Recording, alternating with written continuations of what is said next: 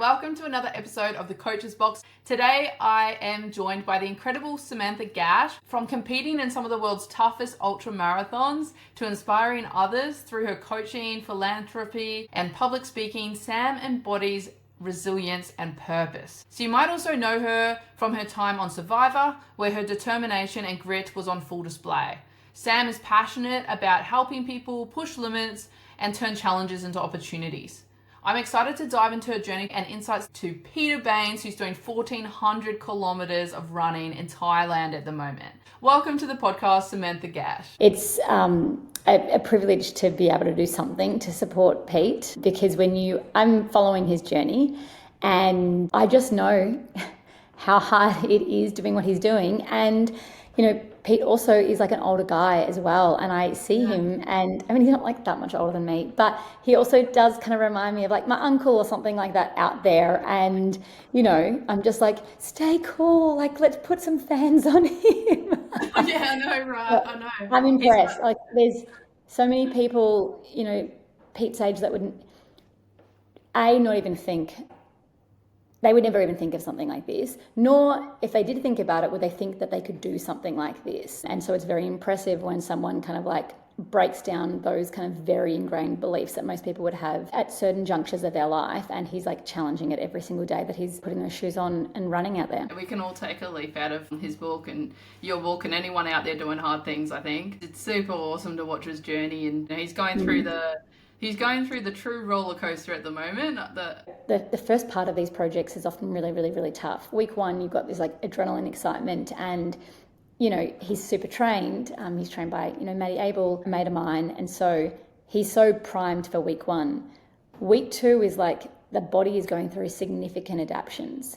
You're still not, even though Pete spent a lot of time over in Thailand, you're definitely feeling the effects of like the heat exhaustion. And you're not fully yet acclimated to, being in heat and pushing yourself for X number of hours per day with probably sometimes minimum sleep, if not at least lower quality sleep, because the body is burning. Not just like the heat, like when you push yourself that hard, you are literally like, it is fighting hard to recover, to calibrate the efforts that you've done, to digest the food that you're doing. Everything in your body slows down and it gets a bit more to survival mode a little bit. And so it's just like, it's hard to get quality sleep because you are literally churning on the inside. Anyone who's even done like an ultra can feel that, like your legs get really restless, your heart's elevated. And so he's got that on like steroids right now. Oh, absolutely. Your brain's just going to go like fight or flight when you get to that mode too. Like, what are you doing? Like, are you actually running away from something dangerous? Like, why do you keep running? Can we talk a little bit about what you've gone through, all the challenges you've done a bit, Sam? You've done some hard things and you've pushed the limits. I know it was that sort of law corporate start for you, wasn't it? And then you did a marathon, and then it kind of went from there. Is that the point, or was Sorry, Winnie. Sorry, my dog. She's like, they said she was a Dachshund Cross Terrier, but she's definitely a Chihuahua. I kind of had an unconventional entry into the endurance world. I came from a background of feeling very insignificant physically, and basically was very lucky to do a play with Bud Tingwell once, and he talked about the power of yes as like the secret sauce to a great, grand, adventurous life. And that resonated with me because I realized, even though I was studying a double degree in performing arts and law, you can be someone that does hard things but also not be willing to take risks and not develop yourself. Like, getting into law is hard, but there's a very clear pathway. And so adventure to me is like where you're bold and brave enough to enter into something. Sorry, dog. Winnie, it's so cool, mate. Winnie wants to say. I think there's someone playing heavy music at the front. I live in the hills, guys. It's normally really peaceful. So being adventure is like where you're open-minded to things not going to plan. In fact, you almost accept that that's part and parcel of that experience. Mm-hmm. And so I wasn't someone like A-type personality, but in the rigid way. And so I started to break that mold for myself only in my like mid-20s, which means I do believe that you can, at any point in your life, choose to show up as a a different version of yourself. It takes time, like accumulating those experiences. But I started by doing a marathon. It wasn't a romantic story. It wasn't awesome. Ran with a friend, and I really wanted to quit when it got very hard and when I got to a place that I didn't know. And the mind and the body are just so inextricably linked. Where one goes, the other follows. And my mind was like, this hurts. You've hit the wall. You don't know what the next step's going to look like. You've got 10 Ks left to the finish. You don't even know what that's going to feel like. And so almost like self-sabotage. And somehow I was lucky I had a friend with me at the time. And that's why I'm a big advocate for like creating like really tangible accountability points, because it's like when you question yourself and doubt yourself, if you can have like these anchors to keep you in, that can help. Which is why like talking about it on social media, as long as you're not using social media for therapy, but if you're using it as a tool, a positive tool, it's a great thing. Having your family around, having your friends around, it's like you're not going to waste their flight to Thailand. And so a lot of my early projects when I started to get into the endurance world were with these teams of people that were around me, and I was not only trying to do it in service to the beneficiaries, but also in service to the people that were backing me. And so, I, in a very short period of time, went from like a near failed marathon experience to doing my first ultra in Chile, in the Atacama Desert, which is the driest desert on earth, 250 Ks over 5 days, carrying all the supplies but your tent and water in a pack on your back. I mentioned being small. I'm under 5 foot. And when I stood on the start line of those races, for day one, I had 25% of my body weight on my back. Oh my goodness. And it's so easy to be fixated on your disadvantage. But mine is so, it's very obvious in the sense that like you're seeing me pretty much look like a tortoise comparative to someone else that might look like they have a mosquito bite on their back for a backpack. And there's so many like these 6'3" like chiseled guys carrying like 5% of their body weight. And I remember how I nearly allowed my obvious disadvantage to sabotage me. And what I now know to be true from doing a lot of these races is that every single person has their own perceived disadvantage, whether it's the head noise or imposter syndrome, or they don't know what they don't know. And so they almost have too much ego. So they like go out too hard. Like we all have it. Mine is just a bit more obvious, being the height that I am. And so I learned quite early, like to harness your strength and mitigate your weakness. And also just don't fixate on it. Like change as much as you can. So I became obsessive over like light gear. And it's not because and it became hard because that's expensive, but I was like, well, that's my investment.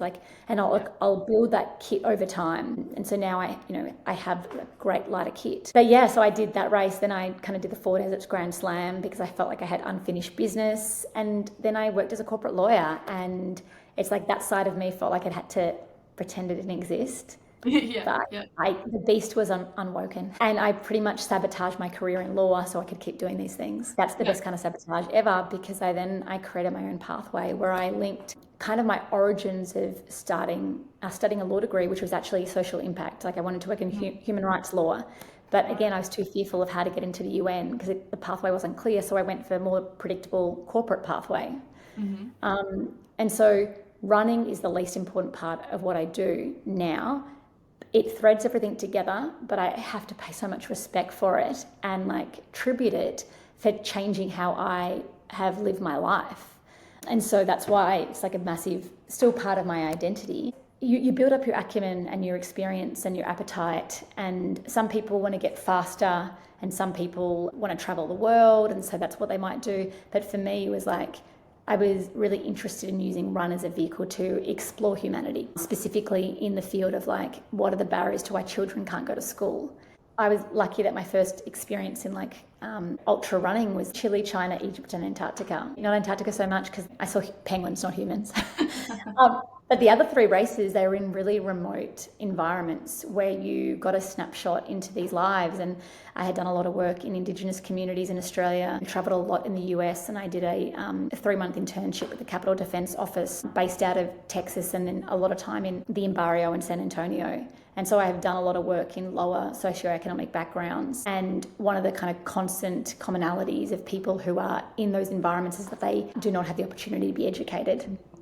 And when you look at gender-based violence, it's not typically and I say not typically, and I'm not saying it's always done by, but often by people who are, boys or women who have not had a chance to be educated, and not co-gendered education where they get to build positive relationships and break down some of the maybe stereotypical gender inequality norms in those cultures, versus thinking that boys are just bad if they do, commit some of these quite horrific, incidences and crimes around the world.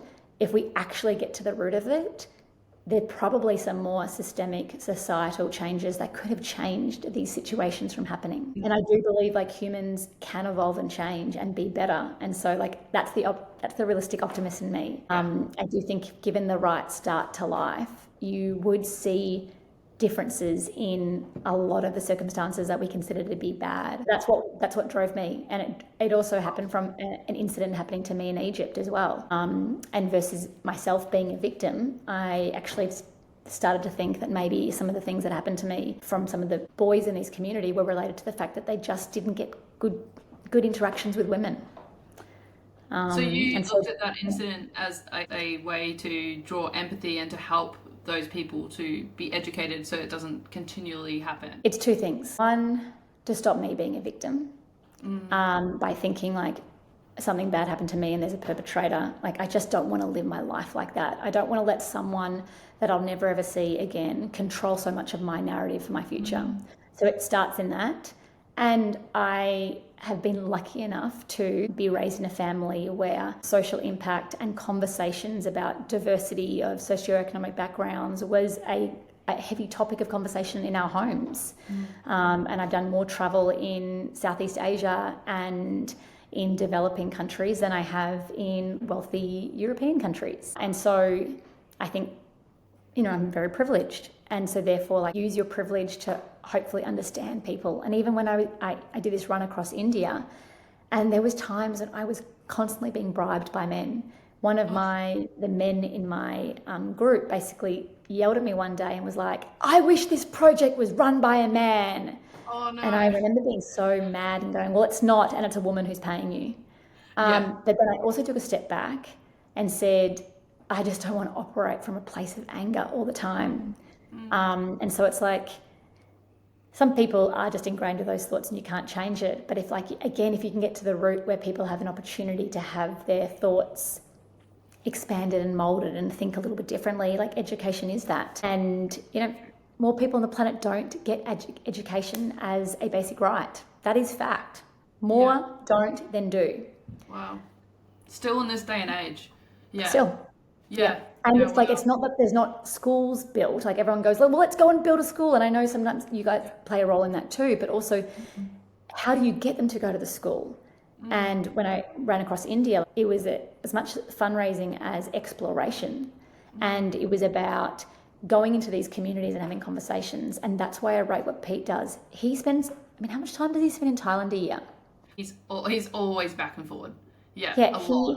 If you want to fundraise for someone, the reason why I'm passionate about Pete is because he literally lives and breathes within the community and understands the perspectives. He's not someone who's coming in and trying to say how this should be done.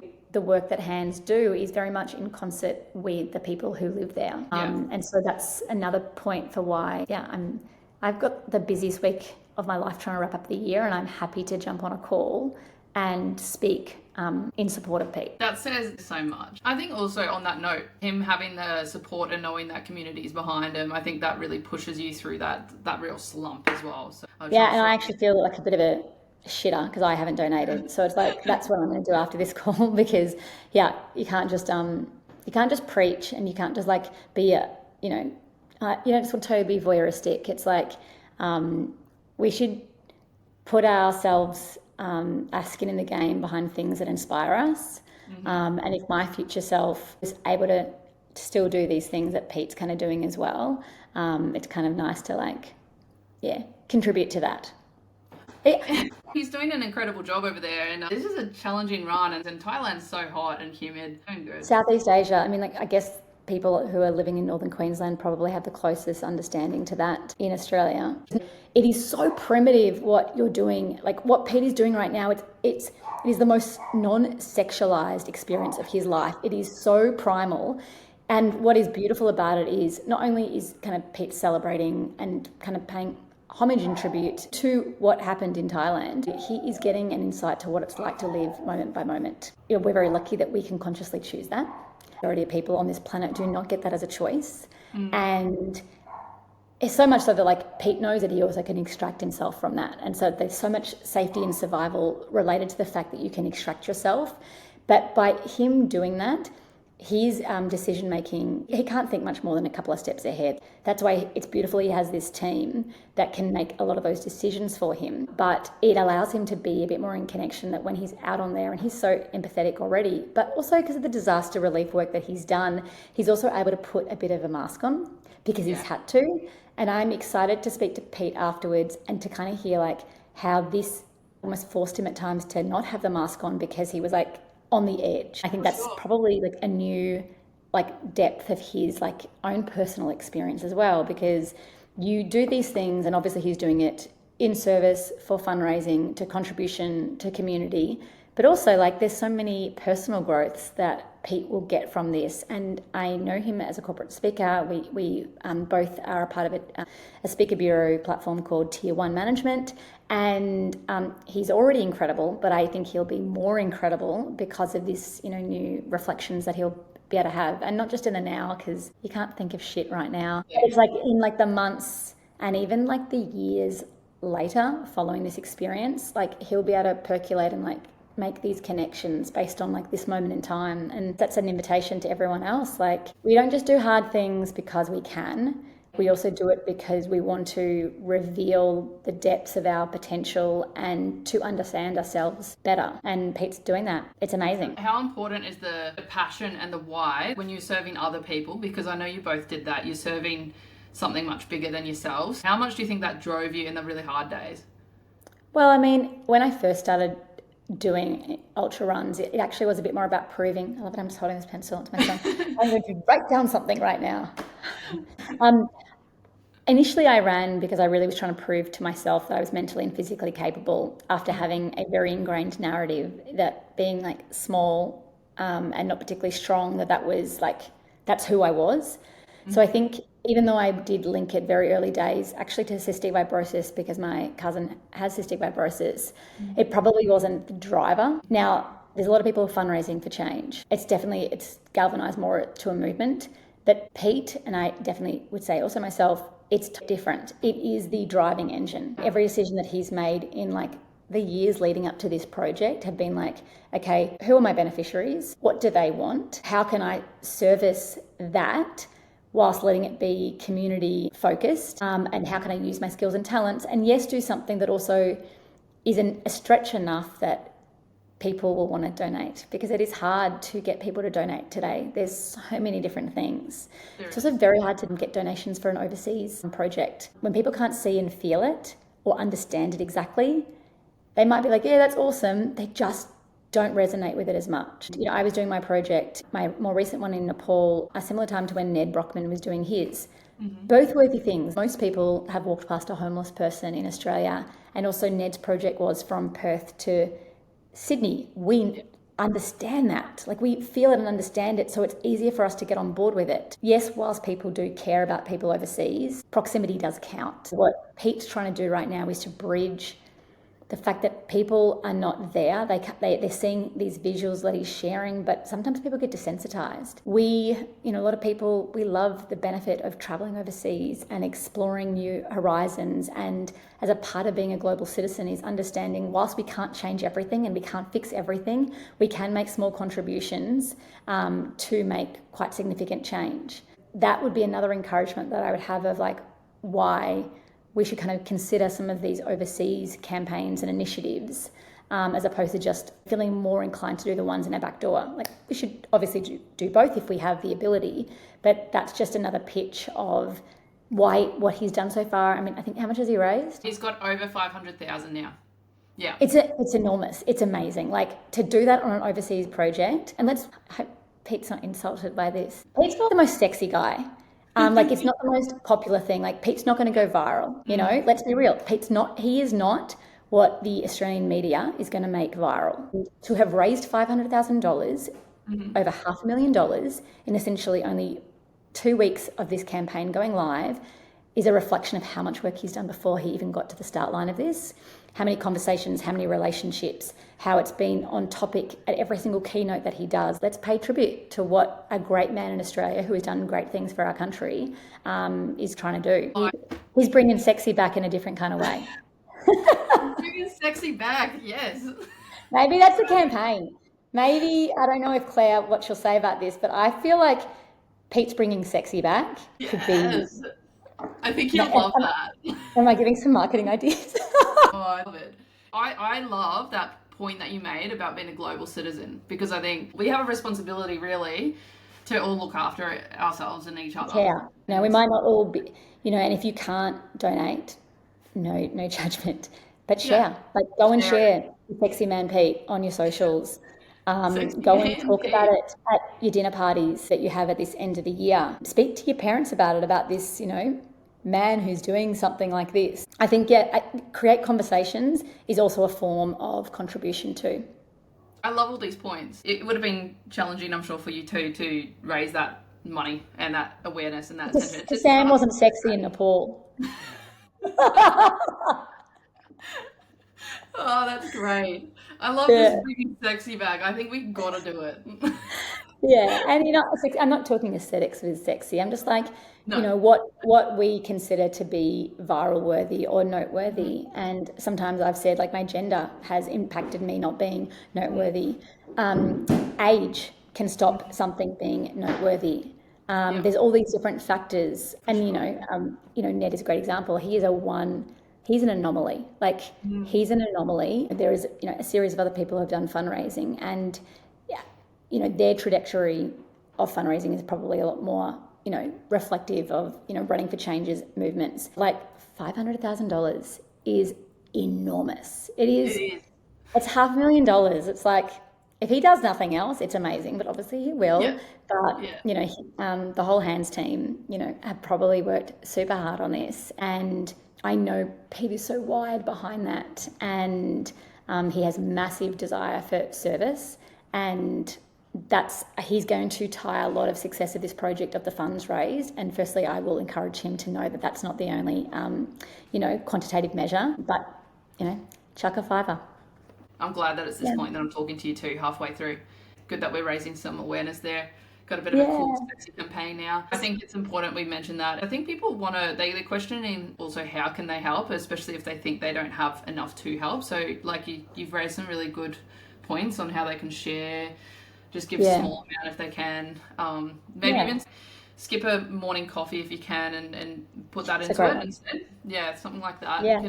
And even if for any, you should maybe flick this conversation off to some of the corporate groups that have had Pete before, but why not get them to pull together what they would pay for their coffee that day?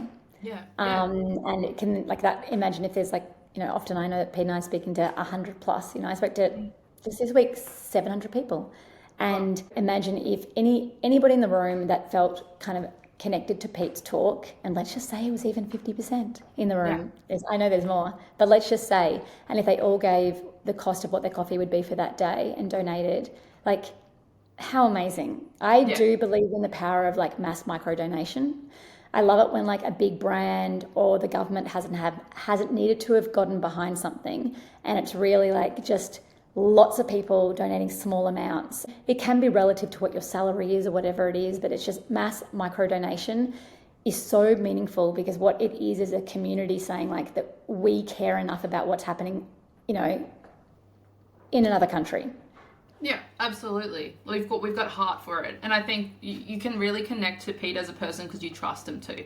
You can trust the person who's out there doing it and that he's doing it for the right reasons. I think that makes a difference. Yeah, I mean, he's a wonderful family man, and can we pay credit to Claire? Yeah, what a legend. Boss woman. She's awesome. It's not easy to watch your partner go through this. Sometimes I advocate for people to not have their loved ones as their crew, but she obviously believes so much in what he's doing that his success has become her success. And therefore she's kind of probably put aside the challenge in watching your partner suffer and going okay, what can I do to alleviate his suffering as much as I can, knowing that probably at times he's being a little difficult. And she's probably not taking the sensitivity of that on board, and she's just all in. Yeah. And, they're a great duo. Like, it's a great, he could not be doing what he's doing without her. And so, yeah, they're wonderful. She was the first person I interviewed, and I asked her about that, and she said, well, yeah, I've got his back. Like, we've got each other. And it was just so authentic and beautiful, and they've got each other. And she's like, well, if he They're in the boat. That's it. Yeah. They're in the boat together. Absolutely. All those projects, they never go to plan. And No. it's like, it's very, very, very hard when you spend so much time planning something. You pre-mitigate. Like for myself, I was heat training for India. Like, I know that Pete heat trained for Thailand. I trained by putting a treadmill in a hot yoga studio, my friend's studio, Pure Hot Yoga here in Bayswater. Yeah. Thinking that I was like a boss bitch doing it. Going there after classes had finished and cranking up the heat and turning off the lights. And then I got to India and I was like, that wasn't enough. That was nowhere near enough. It's way hotter. It's suffocating. That I can't describe the heat in Asia when you know that you have to run through it. Mm-hmm. Like, most people will walk through it and will choose the cooler times of the day and will seek refuge as a tourist in the hot times of the day, as do the locals. The locals are not out in the middle of the day. Unfortunately, you do have some who are working in fields, but you won't even see them. They're so far off the roads, but most of them will not be doing it in the heat of the day. Pete's running at that time. It is so suffocating. It's like having a series of hair dryers all the way around you and you cannot turn them off. Yeah. And it's only mind that can silence the heat or minimize it. And so you know that, and it takes time. He will adapt. He's already adapted a bit before he got there, but it is just like day after day, his body is like going to take a big toll. My body broke down in week 2 of India. I was like a patchwork doll with the amount of kinesiology tape around me. Half of it was placebo. The other part's keeping me together. And so bad that I was like, I think I'm doing long-term damage. And my desire to be there was never questioned, but I genuinely did think, is this humanly possible to be running closer to, up to 2 marathons a day, pretty much most days for 77 days. And I would do the running, but then I would also go into community programs, and I would go into some of the slums in the urban centres of Delhi, Jaipur, Jodhpur. I would meet with people, and then general rule of thumb is like, you don't drink clean water when you're there, because it's just like having a bottle can be a bit insulting, and the last thing that you want to do is to do that. But you also get offered water. That's water you shouldn't drink as well. So you have to kind of take the water to not be offensive and then find a way of like disposing it, as well as the food that you sometimes get, because you can't afford to get sick, because we are not acclimated to have some of the food in some of these countries. As exhausting it was doing all those things, it was the best part of the project because it deeply rooted me in why I was doing it. And when I think of running across India, that is what I think about. Like, I think about these community visits where, yes, they would throw like a zillion galas all the way over me because they possibly had never seen, some of the places hadn't really seen many white women, but then it was actually not sitting in like this elevated stand and stage that they often created for you because they considered you to be better than them, but was actually making the choice to sit on the floor with them and like holding the hand of a woman who is communicating with you about, some of the women had been experiencing, when I was up in the Himalayan communities in a community called Puri, northwest India, they had just dealt with horrific floods that completely changed the landscape. And so access roads had changed, goat tracks had changed, but also like food security then became a massive issue because all the crops were destroyed and people lost their lives. There was one woman that was found like kilometres down the river, and there was now children who were orphaned and were now being looked after by other members of that community. And you'd be told these stories and then translated that story, and you're listening to the translation, engaging with this woman who's in real time with you and going, putting one foot in front of the other in this run is really quite simple. Yeah, right. In perspective, doesn't it? The challenge. Yeah, proximity to your purpose counts. And so it's very hard to share those stories. And, there was also times when I'd see people on the side of the roads that were so dehydrated, had no food, and like you would try and give them some water or something, and you would feel like I couldn't do enough to try and solve it. But then you also have to go, but I'm trying to do something. And then you try and mitigate it with like maybe some of the environmental damage that you do by like driving a camper van across the country. And in India, there's no like garbage and waste systems. And I was like naively at the beginning, we put all of our rubbish in the bin. And then I learned like weeks later, there's no place, Sam, that they're going to put it. They're literally just going to throw your rubbish out the window when you're not watching. Yeah. And I had to then kind of go, oh, wow, so I am contributing to environmental damage. If I were not here, that would not happen. And so I constantly was like ethically and morally weighing up, is my good outweighing my bad? And it's like you process and like, is there a better way for me to advocate for these stories and share these stories? But at the end of the day, I was using what my time and talents were in the way that I saw best. And I do believe that we did more good than, negative impact. But it's like, that's some of the stuff that went through my head when I was 77 days and still to this day that I think about. Yeah, you still have those lessons from that experience now. Oh yeah, and they inform the person that you want to be and what you want to do, and it's a massive undertaking. Like India was all of them are massive, but like India is the one that I resonate to the most, similar to Pete's in a way. It was life changing for me and for my crew in different ways as well, and it's life changing for us. And it can be game changing for the people that you meet, but it also can be life changing for the beneficiaries. And that is nice to have that 360. Everyone is getting change. And also that the beneficiaries can teach us a lot. I've learned more from the people in these communities about community and contribution than I've learned from anybody in Australia. In a lot of ways, in these communities, they've just got it right. They've just got, they just love each other and they work with what they do have. And, I was brought up in a third world country. Whereabouts, Dom? Mauritius. Okay. Did you run over there? No, I haven't. That's going to be on your list. I know. Yeah. I mean, I haven't even been. Has that, because you work for hands, don't you? I'm just volunteering. And how do you think your childhood experiences has led you to do this? Do you think it's played a role? Yeah, so growing up in Mauritius, a lot of what we did was contribute to the population there. So I did a lot of painting, go to the schools, paint them. We went over to India. I think the biggest thing, and that's where I really resonate with you, is you learn so much on being on their level and not coming with any pre-existing ideas on how to change their culture or whitewash people or say, oh, you should do it this way. Because when you actually sit and listen, their values are in the right place. It's the values. I think a lot of people I've met in these communities are the most resilient people. And it's not by choice. And it's there's a lot of great skill sets to learn. I wouldn't say I've totally not had a judgment. I remember when I was exploring the issues of child marriage and the prevalence of the sex trade, my initial feeling was how could parents do that to their child?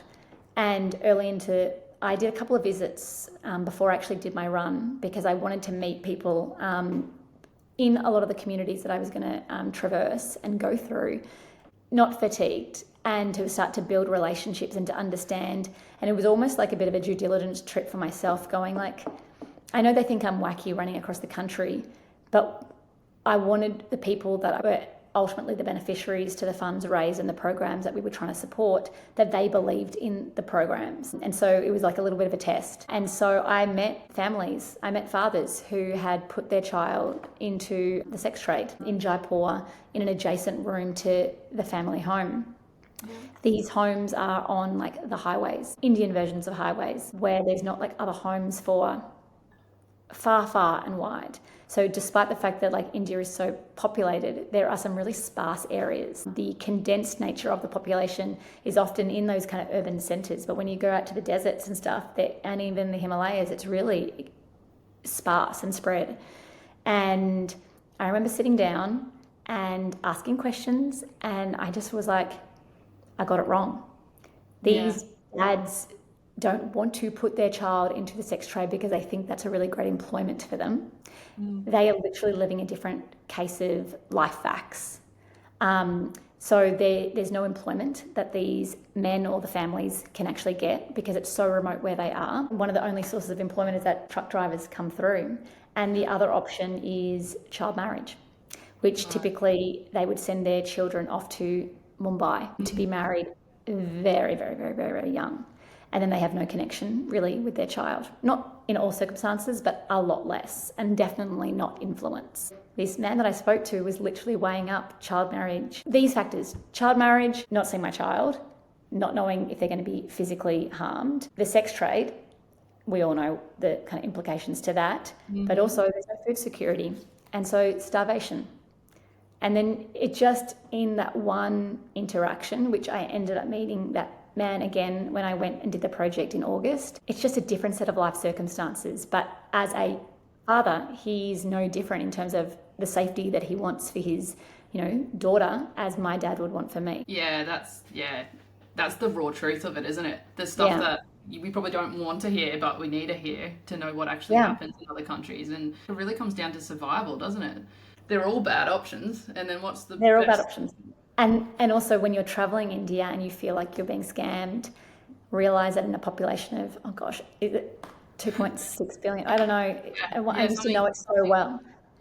But the people who are sometimes the most successful, particularly if they're from a lower caste, is because they've had to fight and be opportunistic. And so I ended up having to have that lens. Otherwise, you're just constantly resentful and angry and mad. And who wants to be that kind of person? Because that's not good for your energy. So when I was being bribed to, if I don't pay more money, they're turning the vehicle around. Yeah, I was furious. And I wanted to fight it, and with what the weapons that I normally have at my disposal, which is my words and my reasoning. Yeah. And there was then at times going, okay, this is what's happening. You can't say that you want to understand Indian culture and then impose your standards to it. So it's like, that's what makes these projects so multifaceted and literally changes so much of your perspectives of life, and not because of the running. The running is whatever. And right now, everyone's focusing on like the running side of what Pete's doing. Yeah. But there's like, our donation is also investing into the insights that Pete will gain from this experience and be able to bring back to us. Your stories, you draw so much learnings from it, and to be able to talk to Pete after will be super powerful, because he'll be able to share those inner like workings and what it means to him, the purpose and what he saw along the way. And I'm putting myself out of work. He'll get booked over me. It's great. Pretty special because it's the 20th year anniversary. Yeah. So it's got so much meaning to him, and I think that why driver I know is pushing him the hardest for sure. There's a lot going around on doing your hard and pushing your hard and stuff, and I think it's really important to talk about it.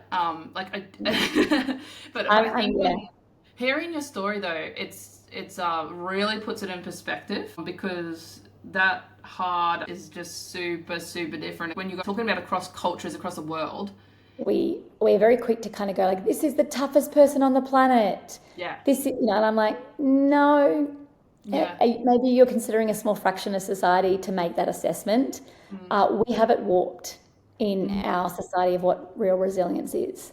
And yes, it's relative, and that is so fine, but we don't give credit where credit's due. And sometimes if we thought that way, we'd have a lot more respect for the people living in like these different set of circumstances as well. This is what I've learned from traveling to these environments. It's not like me helping them. Like, actually, Pete is going to gain more from this than probably his beneficiaries, and that is fine, because he's also giving to the beneficiaries as well. But it is also good to put that into context. I definitely think so, because you probably see it a lot in your line of work and what's on social media and what people are talking about, and it's quite a narrow sort of focus that they tend to have too on those hards, and specific kind of perfect little package there of like, this is hard and this is challenging, and to go do this otherwise you're not pushing your boundaries, and there's just so many different ways you can do that. And that's why I'm a coach now too. I have a business called Her Trails. It's literally about helping females seek their extension, like on the trails that we know, but also the other trails of our lives. It's meant to service women in all areas. I like to do longer form conversations, whether that's keynotes or workshops or podcasts like this, because it is very hard on Instagram, it's 6 seconds that actually is what can be watched typically. I mean, that was actually last year. I wonder what it's gone down to now. Maybe it's 4 seconds. I understand that like the likes of David Goggins and other people, like, you know, we interpret a snapshot that they're just these extremist people. And I think in some elements they are, but also when you listen to an entirety of a talk or listen to a podcast, you see the flavor and the color around it as well, and realize it's not so like, we're so obsessed with bite-sized chunks, but there is a disservice to the bite-sized chunks that actually takes away the genuine meaning behind it. That's a good point. Goggins as an example, there's those typical lines that we'll use, like the cookie jar and then the adapter. Very hard. Like I don't resonate with it. Like as a woman who is a mum who's trying to run a business, I don't want to be yelled at. Yeah. And be like, mate, I'm already hard, and I'm like, I am exhausted, and I'm literally, based on my gender, often pushing a bloody boulder up a hill to try and get a seat at the table and be credibly received once I'm at that table. Yeah. Right. So it's like, you know, we all have these kind of stories as well.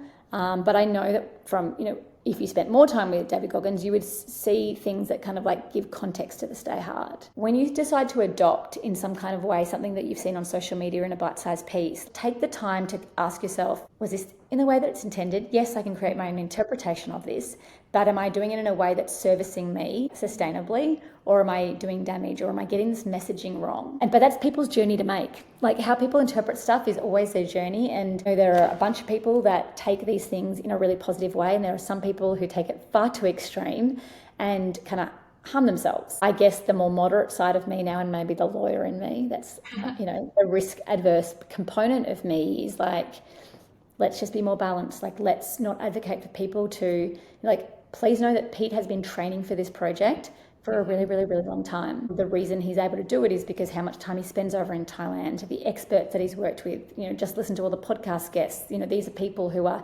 literally in his corner all the time. And I get questions from people all the time of like, oh, how do I go across a country? The reality is take your time. If you're called to do something big and grand, you know, patience to build that like life experience, to do it in a way that's going to build you, not break you. Yeah, we don't need to run on fractured feet to do it.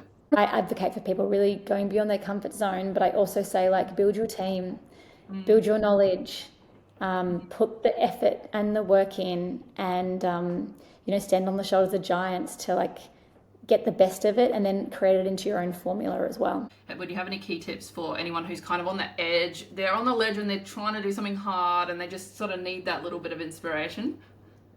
Oh yeah. The Latin root of the word passion is pasci, which means to suffer. And so we have a thwarted understanding of what passion is. It's like, oh, it feels amazing. It's so good.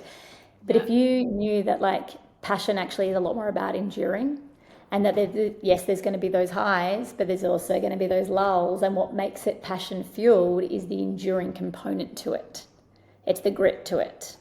And so if you're on the precipice of wanting to take a leap into the unknown, whatever that big, bold, daring, unknown thing is,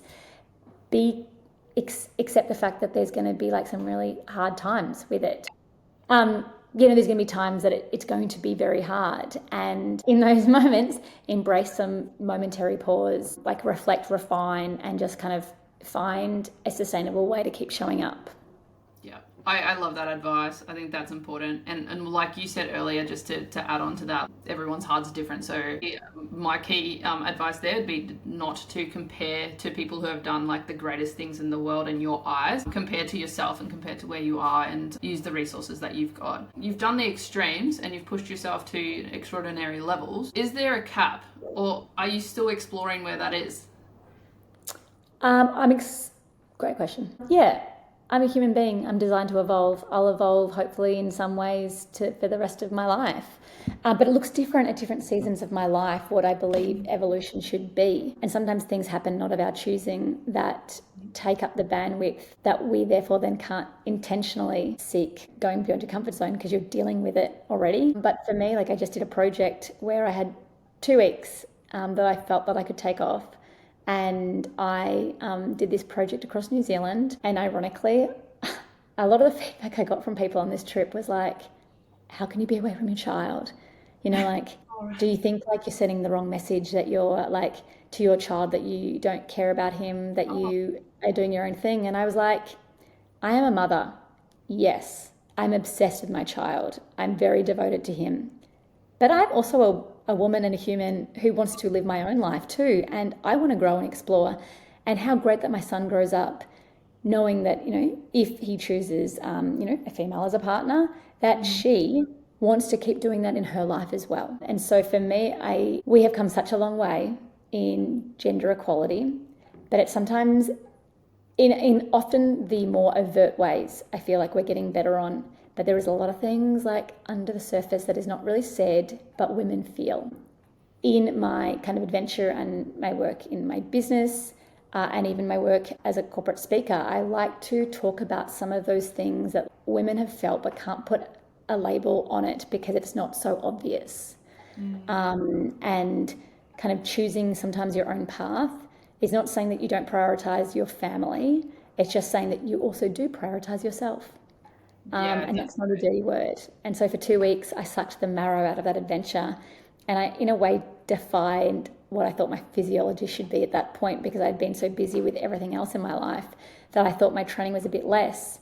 But I was able to call upon not only 15, 20 years of endurance sports, but also such gratitude for being able to be single-minded for those 2 weeks. Not fully single-minded, but significantly more than I am in my everyday, being in the most restorative environments, which is nature, and leaning into gratitude, and my body served me so well. My extension was also getting a bit of my instincts back, because sometimes I think things can happen in life that you kind of you lose some of the things that you had previously been able to fall back on, and you've got to re-skill yourself up in it.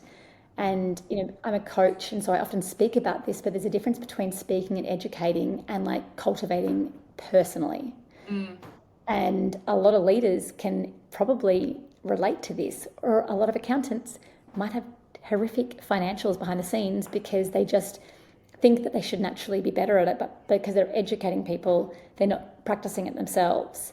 And so for me, this year was about, particularly at the end of this year, was putting into continual practice, the development of cultivating my natural sense of instincts, pausing, pushing myself, understanding myself now as a neurodiverse woman, discovered at the age of 39, now I'm 40, revealing the mask a bit more, taking the mask off in order to prioritize where my skill sets and my brain naturally is wired to, and outsourcing what I have been overexpending energy and exhausting myself in. Yeah. So that's my thing that I'm doing at the moment. Mindset wise, through that, key things you were just saying, the gratitude to keep you going, and gratitude in zoning in and being in nature, and being able to have that sort of narrower focus and everything. Was there anything else that you do up here? What you just I was 550 Ks with 14,000 meters of elevation gain. It was really technically very, very hard, but it's a lot of the things are perception. I didn't sign up for it to be easy. I signed up for a challenge. I made sure I had good people around me, that where I have weaknesses, that was mitigated by their strengths. We had a plan, but we had space for fluidity. We, didn't create a point A to point B because we wanted to be in the driver's seat of what we considered to be what we wanted to do. A lot of the times with these adventures, you make it so rigid because you feel like you've got to fit into what people would believe is a worthy success. And I'm learning now, people's perceptions are just so irrelevant, and actually it's more of our perception of their expectations that often stop us from doing the things that we want to do. And so I'm kind of shifting that narrative and going if you've got 2 weeks, Sam, if for 20 Ks you need to get into a vehicle so you can then maximize your 2 weeks to being on a part of the trail that you want to be on, go and do it. Because no one else cares. No one cares that it's a point A to point B. And in fact, and if they did, that doesn't even matter because they're not doing it. That's why I've never done records, because I now get it, because I am neurodiverse. I'm impulsive. And too many rules and guidelines kind of quashes that side of me. And that side of me is beautiful when it's, in the right place. It is. And so I like to create space in my adventures to lean into all different sides of me. So we're actually releasing a documentary on that next year, where we want to focus predominantly on touring it to more regional communities and use it as a tool to be able to speak about females in leadership, mothers. And one of my partners, Arc'teryx, and they have been typically more of a brand resonating with males.